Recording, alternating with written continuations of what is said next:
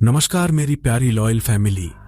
मैं हूं आपका दोस्त मिस्टर एस और आज की कहानी है भूतिया हवेली का रहस्य। तो आइए कहानी को शुरू करते हैं, लेकिन इस पहले इस प्यारी लॉयल फैमिली का हिस्सा बनने के लिए चैनल को सब्सक्राइब करें।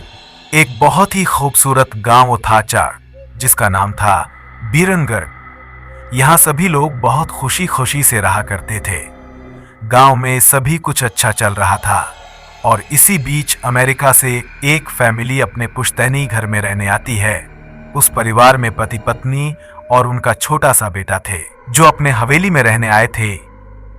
सभी के आते ही गांव वालों में खुशी की लहर दौड़ पड़ी, क्योंकि यह फैमिली कोई और नहीं बल्कि इसी गांव में रहने वाले पुराने जमींदार की थी और गांव वाले उनकी बहुत इज्जत करते थे। सब कुछ ठीक चल रहा था, लेकिन अचानक एक दिन इस परिवार के बच्चे की तबीयत अचानक बिगड़ने लगती है। सभी को लगता है मौसम का परिवर्तन हुआ होगा, लेकिन बात तो कुछ और ही थी। धीरे धीरे लड़के का चेहरा नीला पड़ने लगा। आनंद फानंद में परिवार ने डॉक्टर को बुलाया और डॉक्टर को भी कुछ समझ नहीं आया, तो उसने पास में ही बने एक हॉस्पिटल में उन्हें स्वास्थ्य परीक्षण के लिए आमंत्रित किया ताकि बच्चे की बीमारी का पता लगाया जा सके। परिवार ने डॉक्टर की सलाह अनुसार हॉस्पिटल जाना जरूरी समझा। सारे परीक्षण होने के बाद भी कुछ नहीं हासिल हुआ।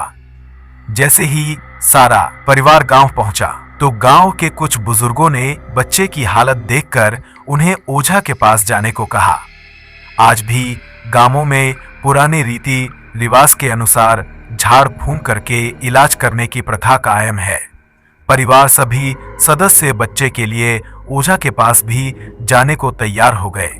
गांव के पास ही पहाड़ी में बाबा रहते थे जो कि काली विद्या में भी माहिर थे। जैसे ही उनके आश्रम की सीढ़ियों में वह बच्चा अपने परिवार के साथ पहुंचा तो ओझा जोर जोर से चिल्लाने लगे, तू क्यों आई है? इतने बरसों के बाद भी तेरा बदला शांत नहीं हुआ। यह सब सुनकर बच्चे के माता पिता और गांव वाले दहशत में आ गए। उन्हें समझ नहीं आया कि बाबा को इतना क्रोध क्यों आ रहा है, जबकि उन्हें अभी तक कोई बात बताई नहीं गई। लेकिन बाबा तो काली माया में पारंगत थे, इस वजह से उन्हें रूहानी ताकतों को पहचानना आता था। सभी लोगों ने आश्रम में प्रवेश किया, लेकिन बाबा ने केवल उस बच्चे को पास आने को कहा। बच्चे की हालत बहुत ही खराब थी। उसकी आंखें लाल हो चुकी थी, उसका शरीर नीला दिखाई पड़ रहा था और उसके शरीर का तापमान आम बुखार से कहीं ज्यादा था। ओझा ने विभूति उठाकर के बच्चे के मुंह पर फेंका। बच्चा जमीन पर लेट गया और जोर जोर से हाथ पैर हिलाने लगा। किसी को कुछ नहीं समझा रहा था कि बाबा की विभूति से क्या चमत्कार हुआ कि बच्चा अपने आप जमीन पर लेटकर ऐसी हरकतें करने लगा। तभी अचानक बच्चा अपने पैर की उंगलियों के बल खड़ा हो जाता है और बहुत ही खूंखार औरत की आवाज में ओझा को उसके पुराने नाम से बुलाया, अरे वो प्रेमनाथ, मैं तुझे नष्ट कर दूंगी। लड़के का ऐसा स्वर सुनकर उसके माँ बाप घबरा गए।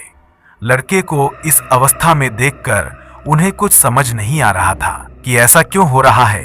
तभी ओझा ने एक मंत्र पढ़कर बच्चे को अपने काबू में किया।